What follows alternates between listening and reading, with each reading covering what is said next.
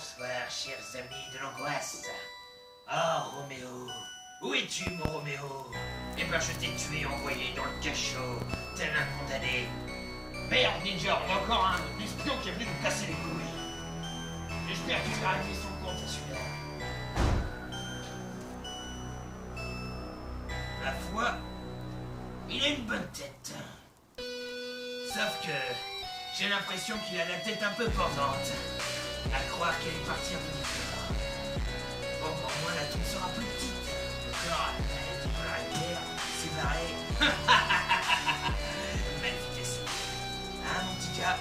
Et à tous les geeks qui sont fans d'amour, n'oubliez pas, avec un mec avec la gueule grande ouverte, on peut toujours s'embrasser à rouler les belles. Ah. Je suis l'élève. Voilà.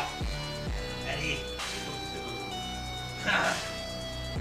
Oh ouais, ça fait de la boîte. Oh oui. Oh. Allez, on a une encyclopédie à tourner. C'est parti. Bonjour, chers amis de l'angoisse, amis de la terreur. Me voici avec le larbin et l'autre connard, le ninja. Fais pas chier, putain. Pour vous présenter un complément d'encyclopédie dans notre nouveau domaine avec Joey sans tête et fais pas chier, putain. Avec Joey sans tête. En effet, l'encyclopédie avait pour but premier de vous présenter les séries cultes ou films cultes d'horreur. Ce sera toujours le cas, mais nous ferons également un complément avec les réalisateurs et acteurs d'horreur cultissimes.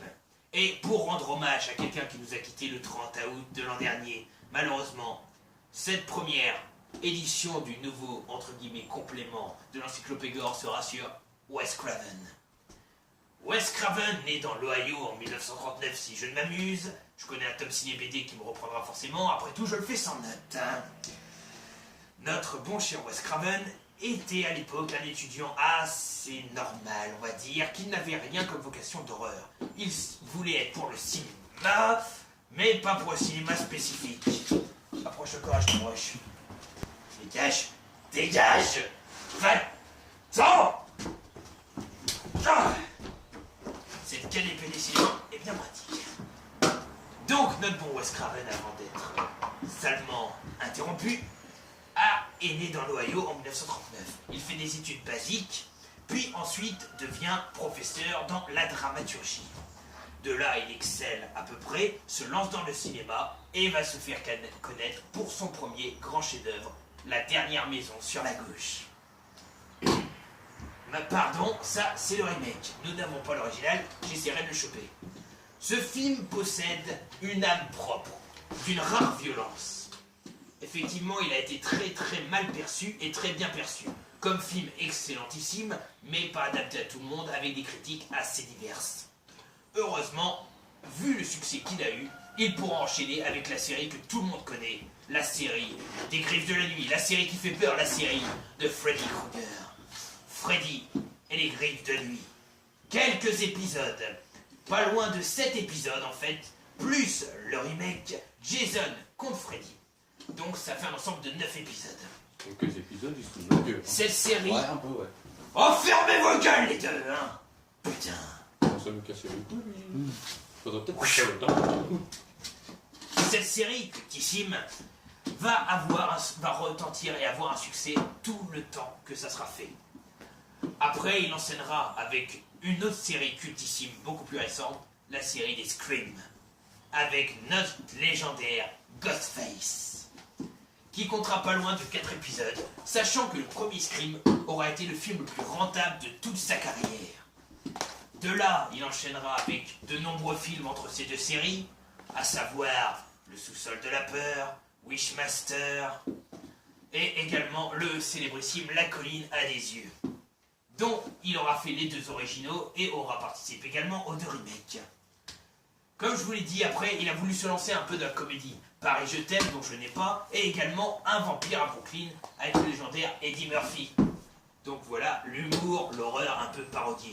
De suite, il a fait d'autres petits films, genre Wishmaster, Invitation en enfer, Le sous-sol de la peur, ne cherche pas, je l'ai pas, Vampire 2001, Cursed, La chose du marais et tant d'autres petits films. Et j'ai pas tout ça. On n'a pas tous les films.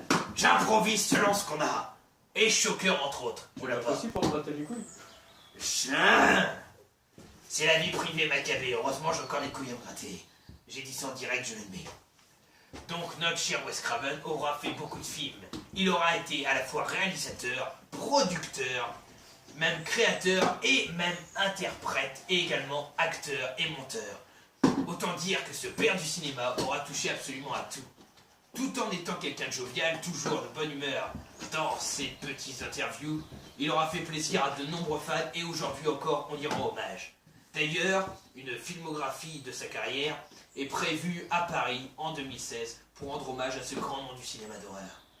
J'espère que cette première personne vous aura plu. Si vous avez aimé, n'hésitez pas à mettre des likes, à me dire comment torturer les 2 casse-couilles qui me servent de chauffe-fifre.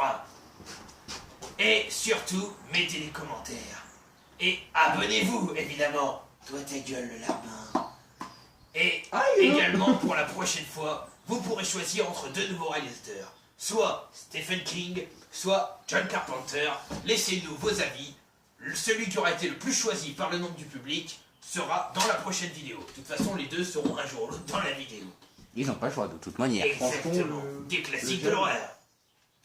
Sur ce, nous vous souhaitons à plus sur la chaîne de Mister Gall, l'associé Diable et compagnie. Oui, Ninja et Larbin, je vous compte, vous faites partie de la grande famille. Eh merde, qui sont les news pourris. Et dans ce manoir de l'enfer, n'hésitez pas à nous dire si vous aimez les vieux. Et surtout, tchuss. Tchuss. Tchuss. Crevez tous.